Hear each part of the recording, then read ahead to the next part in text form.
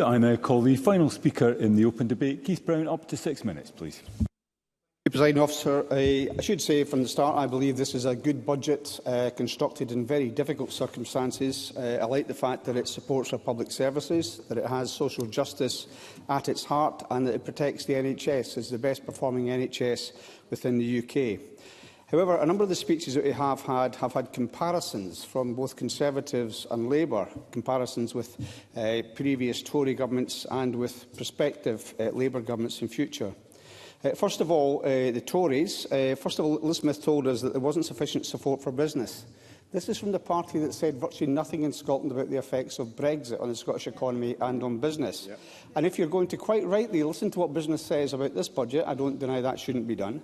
Why did you not listen to business when they told you about their concerns about Brexit, a far greater impact on business in Scotland? Or is it the case you share the same attitude towards business as Boris Johnson? I can't actually use the word that he said that he would do to business, although I can say to the Chamber it starts with an F. That was the Tory approach to business. We should also say that we have, of course, as we mentioned by many people, allegations of financial mismanagement or a budgeting crisis. This is from the party that sees us with now £2.65 trillion in debt, the highest ever level of debt, the highest ever tax burden since the Second World War, the highest tax burden from a Tory government. We have also seen, as John Swinney mentioned, the effects of inflation. I will do, yes. If you briefly. I'm grateful to Mr Brown for giving way. I wonder if he's never reflected on the comments of the Scottish Government's own economic advisor, Professor Mark Blythe of Brown University, who said that independence would be Brexit times 10. How can he come with a straight face and talk about Brexit and not realise that independence would be many, many times worse? Keith Brown. Well, first of all, I don't agree with that statement, and of course there's no way of knowing what it's based on. Of course, the idea that an independent Scotland couldn't construct a better future than £2.65 trillion in debt or the massive tax burden the Tories have given us is, in my view, for the birds. It's also true that, of course, we've had 14 years of Tory austerity, building on the previous Labour government's start to austerity way back in 2008 and 2009, and that has had a huge impact on our public services. And we have to consider what the impact on the Scottish taxpayer is. The Scottish taxpayer, for example, is currently contributing towards the Ajax tanks programme. It was meant to cost £5.5 billion, produce 589 tanks by 2017. We've only had 44 tanks.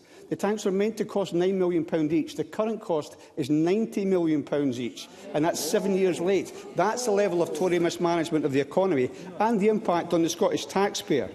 We've also seen the idea that it's passes without comment that the Tory government has now said we cannot have care workers coming to this country, as Marie Todd said, because their families can't come. Not a word of criticism from the Tory MSPs, who failed to criticise any action of the UK government. And really, there is another path for them. Why can't they just say it is wrong for the UK government to cut our capital budget if they really believed in the support for business? Why can't they do that? What prevents them from doing that? So Tory MSPs, I think, could do a lot more in terms of standing up for Scotland, adding their voice to the case for Scotland.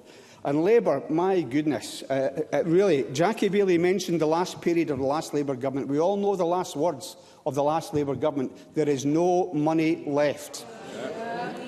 They started the austerity. No, Jackie Baillie wouldn't take her intervention from me. She wouldn't take one from me, and I'll not be taking one from her. And, of course, what Labour did in 2009-10 was exactly what they did in 1979. They facilitated a long-term Tory government committed to austerity, and Scotland continues to suffer the consequences of that. Also, Michael Mara mentions the Scottish Government's budget and also Glasgow City Council. Well, let's compare it with a real Labour government in Birmingham. £1.5 billion they're going to have in cuts, including adult social care. They're going to be imposing a 21% increase in council tax on the people of Birmingham. Of course, they have something in common with Glasgow, in that both had to deal with a legacy of Labour failing to pay their female workers over many years.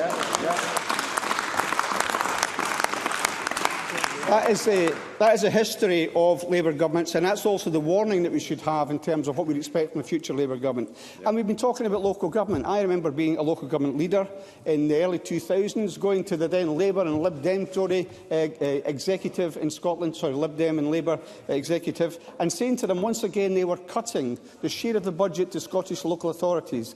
And I was told by Labour and the Lib Dems then, that's not an important indicator, don't worry about that. But now it seems to be very important to Labour and to the Lib Dems as well.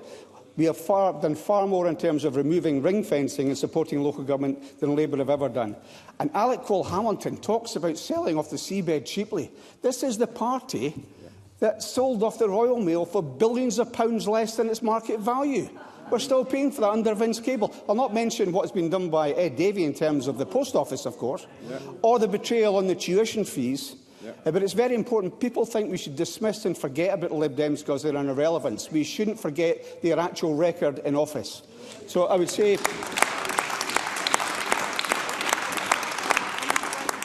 So I'll just conclude by saying I think, given what's been said and given the complete absence of any substantive amendment or change to it, then to my mind the best thing this chamber can do is vote for the budget in the name of the Scottish Government. Thank you. We now move to the wind-up speeches. I call first